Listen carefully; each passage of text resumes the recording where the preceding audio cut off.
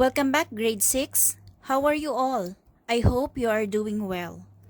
Before we have our new lessons for this week, let us first have a review of what we have last week. So we also had 2 lessons last week, and the first lesson is about dot plots and frequency tables. So in dot plots and frequency tables, we have to remember important words such as dot plot, that is the number line with marks that shows the frequency of data. Frequency, it is the number of times a data value occurs. We also have a frequency table. It shows the number of times each data value or range of values occurs. So that's frequency table. And we also discuss about the relative frequency.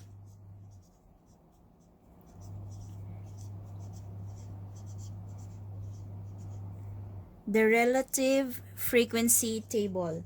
And this shows the percent of time each piece of data or group of data occurs. So I hope you remember these things. And aside from dot plots and frequency tables, we also discussed about histograms.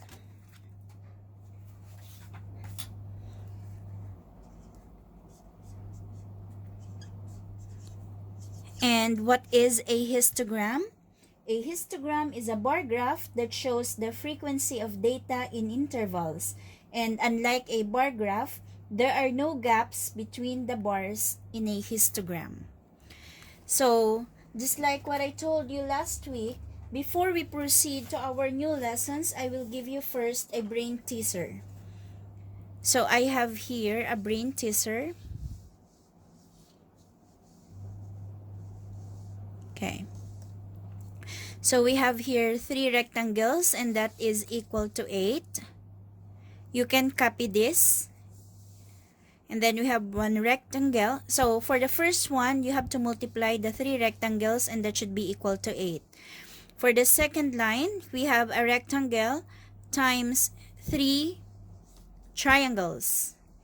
And then we have, for the third line, we have a rectangle times a triangle times an oval times an oval. That should be equal to 6. The second line should be equal to 54. And the last line, we have an oval plus a rectangle times a triangle. So that should be equal to what? That is what you need to answer. So I will give you the answer at the end of this video. So you better copy this now. And before looking at the final answer later, you try first.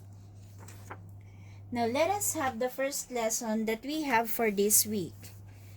So the first lesson is about measures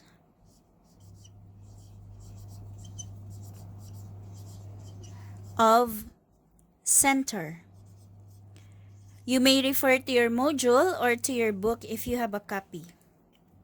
So this lesson can be found on page 681 of your Go Math book. So what is a measure of center? A measure of center is a single value used to describe the middle of a data set. A measure of center can be a useful way to summarize a data set, especially when the data set is large. So we have here the measure of center. Let us have the problem. Kara made a paper airplane. She flew her airplane 6 times and recorded how long it stayed in the air during each flight. The times in seconds for the flights are 5.8, 2.9, 6.7, 1.6, 2.9, and 4.7. What are the mean, median, and mode of the data? So the mean, median, and the mode, these are the measure of center. Before we proceed to solving this problem, let us first answer the question at the right. What unit of time is used in the problem? Okay, that is seconds. And how many flight times are given? We have 1, 2, 3, 4, 5, and 6. There is 6. Now let us find the mean, median, and mode, or the measure of center. So we have to know first the meaning of each before we can solve. Let us start with the mean. The mean is the sum of the data items divided by the number of data items. So just like for this one, we have to add all the data items, and then we will divide into how many data items there are. So that is 5.8 plus 2.9 plus 6.7 plus 1.6 plus 2.9 plus 4.7 divided by, or all over, how many are they? They are 6. Now, after adding all of this, you will come up with the sum 24.6 over or divided by 6. And the quotient is 4.1 seconds. Remember, our unit is seconds. So the mean is 4.1 seconds. So again, to find the mean, you have to add all the data values divided by the number of data values. Now let's proceed to the median. The median is the middle value when the data are written in order. If the number of data items is even, the median is the mean of the two middle values. So first, you have to arrange your values in order. So it could be from least to greatest or from greatest to least. So arranging this will give us 1.6, 2.9, 2.9, 4.7, 5.8, and 6.7. So the data set, it says here, if the number of data items is even, the median is the mean of the two middle values. Is it even number? Yes, since there are 6 values, then the data set has an even number of values. So the median is the mean of the two middle values. Circle the two middle values of the data set. So these are the ends, followed by this, and these two are the two middle values.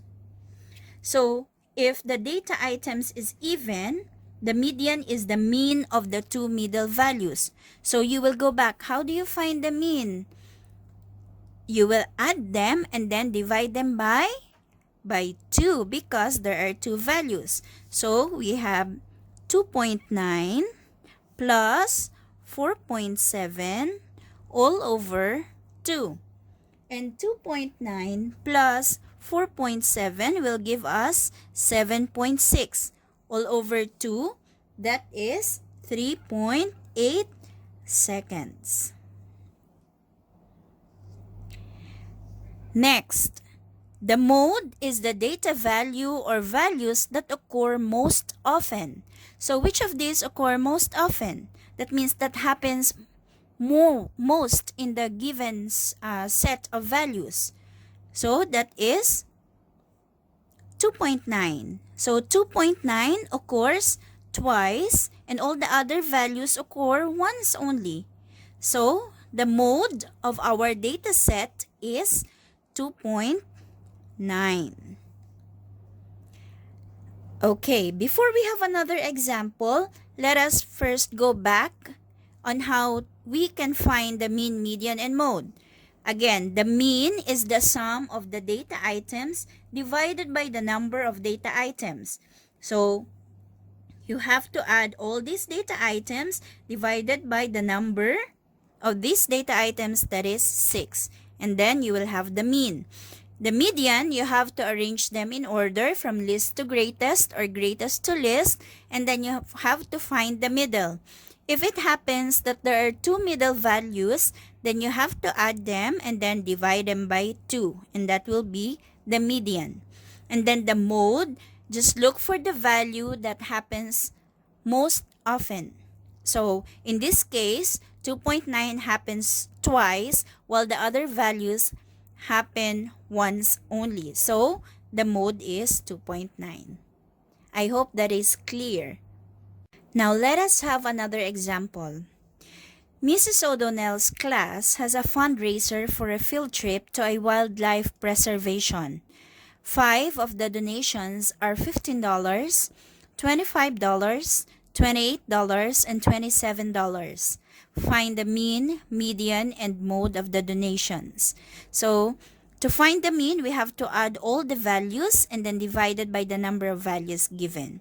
So, we have $15 plus $25 plus $30 plus $28 plus $27 divided by 5 because there are 5 data values. So the sum of all of this is $125 divided by 5 will give us $25. So the mean is $25. Now let us proceed to the median. But first, we have to arrange the data set or the data values in order. So from least to greatest. So the least value is $15, followed by $25, followed by $27, and then $28, and then $30. So since they are already arranged, we can find the median. And since this is not an even number of values, we have an odd number of values, then it will be easy for us to find the center. So these are the two ends, followed by this, and the center is this value. So the median is $27. If all of the values in a data set occur with equal frequency, then the data set has no mode. So since all the data values here happen only once, then there is no mode. You might ask, Miss, is it okay if there is no mode? Yes, it's okay. So in the first example, we have one mode. In this example, we have no mode. But is it okay if there are more than one modes? Now let us see. Let us try the next example. Keith surveys his classmates about how many brothers and sisters they have.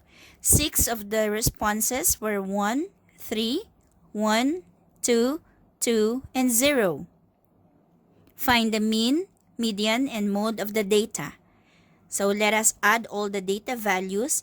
We have 1 plus 3 plus 1 plus 2 plus 2 plus 0. And how many data values are there? There are 6.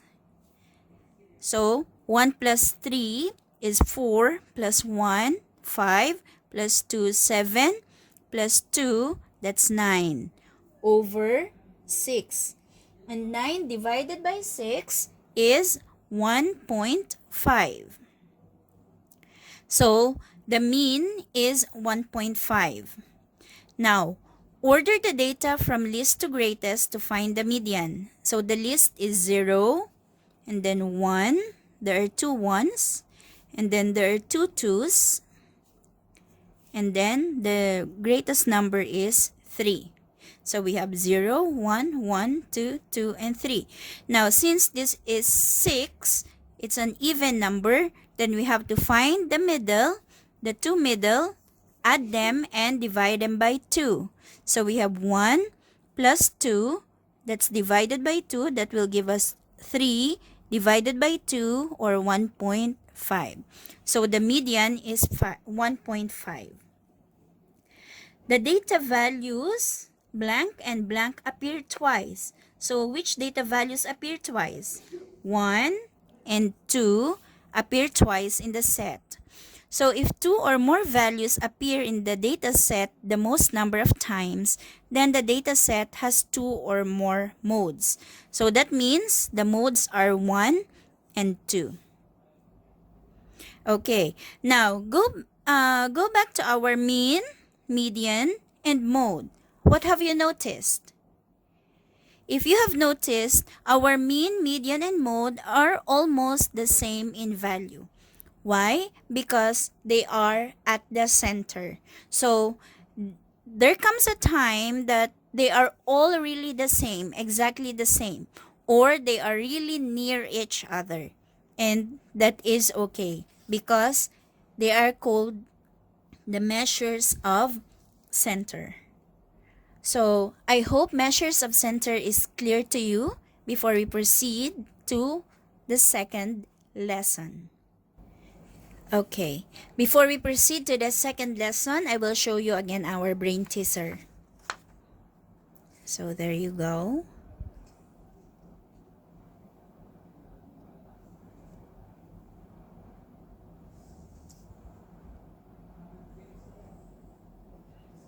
Okay. Now, the second lesson is about effects of outliers. But what is an outlier? An outlier is a value that is much less or much greater than the other values in a data set. An outlier may greatly affect the mean of a data set, and this may give a misleading impression of the data. So just a while ago, we discussed about the mean, median, and mode. So if we are given data values, the outlier is the number that is very far from the given data values. And of course, when we find the mean, we have to add them and then divide by the number of data values given. So if there is an extreme number, a number that is too far from the other given values, then that might affect the mean. Okay, let us have our example here. The table gives the number of days that the 24 members of the Garfield Middle School volleyball team were absent from school last year. So this is our data set. So it's about the absences of the volleyball team in days. So these are the number of days. Let us answer this question. Why might a dot plot be helpful in determining if there is an outlier? So a dot plot makes it easy to see which values are close together and which values are much less or much greater than the other values. So the dot plot, if you put this data value, you will see later, if you put this data value in the dot plot, it will be easier for you to see if the numbers are close to each other or if there is an outlier. So what is meant by that? Let us see in this example. So first, let us put this in the dot plot.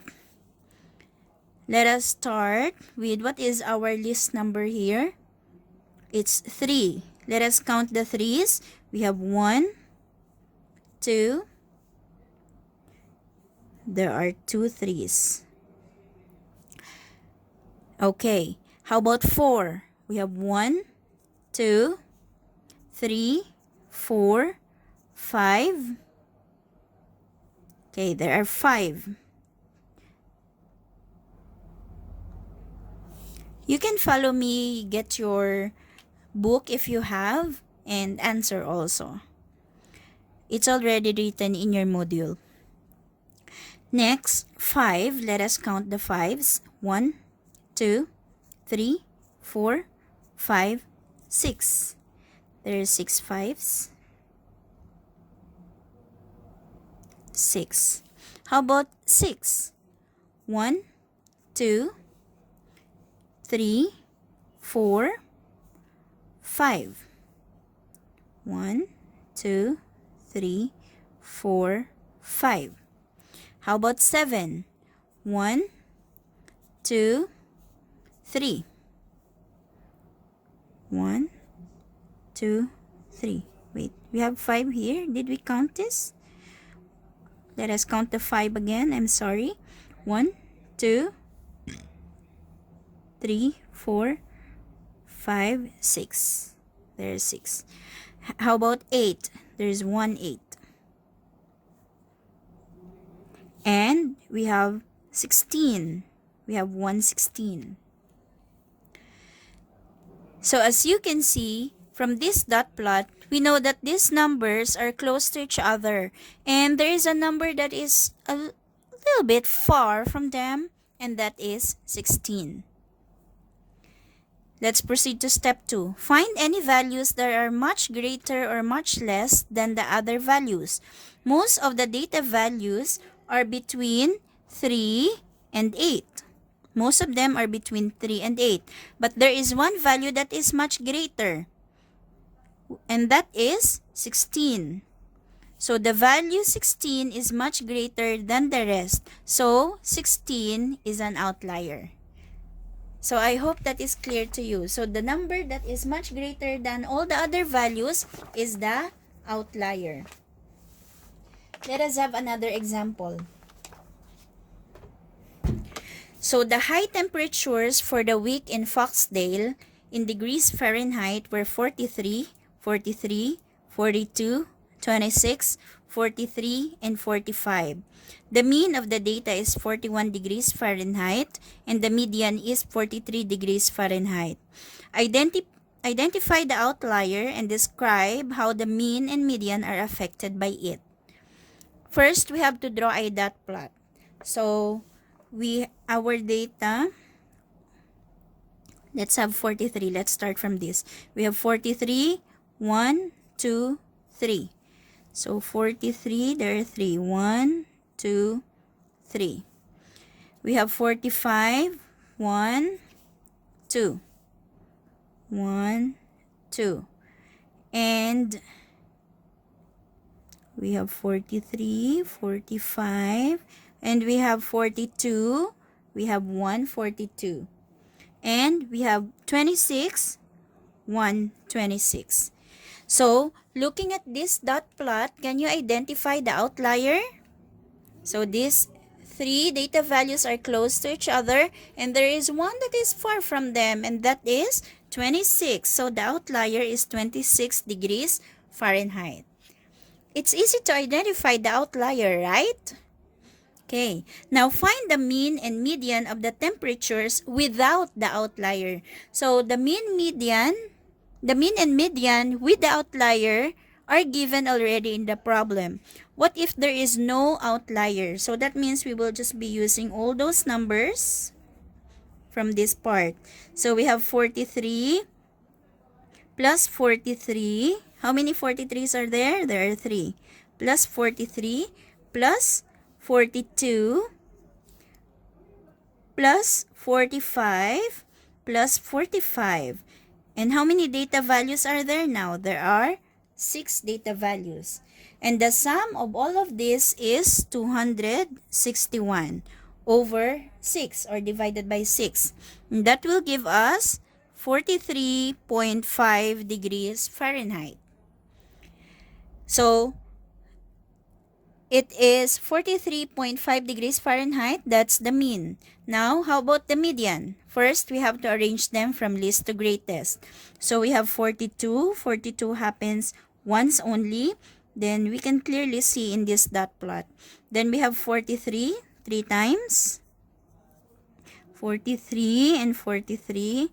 And we have 45, 2 times. So, we have 42, 43, 43, 43, 45, and 45. So, the two middle are 43. So, the same. 43 plus 43 divided by 2. So, that will still give us 43. So, the mean with the outlier, go back to the problem. The mean with the outlier is 41 degrees Fahrenheit. And the mean without the outlier is 43.5 degrees Fahrenheit. The outlier made the mean. The outlier made the mean lower. Because here with the outlier, it is lower than without the outlier. The median with the outlier, so the median with the outlier is 43 degrees Fahrenheit, and the median without the outlier is same, 43 degrees Fahrenheit. So the outlier did not affect the median. So the outlier only had made change in the mean. It made it lower, but the median is still the same. So that is the effect of the outlier in our center, mean, and median. Okay. Now, let us go back to the brain teaser that I gave you at the start. So, I write it like this so it will be easier for you to see everything. So, we have the 3 rectangles times, you have to multiply them and that should give you 8. So, may I know your answer? And that should be, what are the rectangles? So, that's 2 times 2 times 2, and that's equal to 8. I hope you get the same. Now, our rectangle is 2. We know that. And what should give us 54? That means we can divide 54 by 2. So, that will give us 27.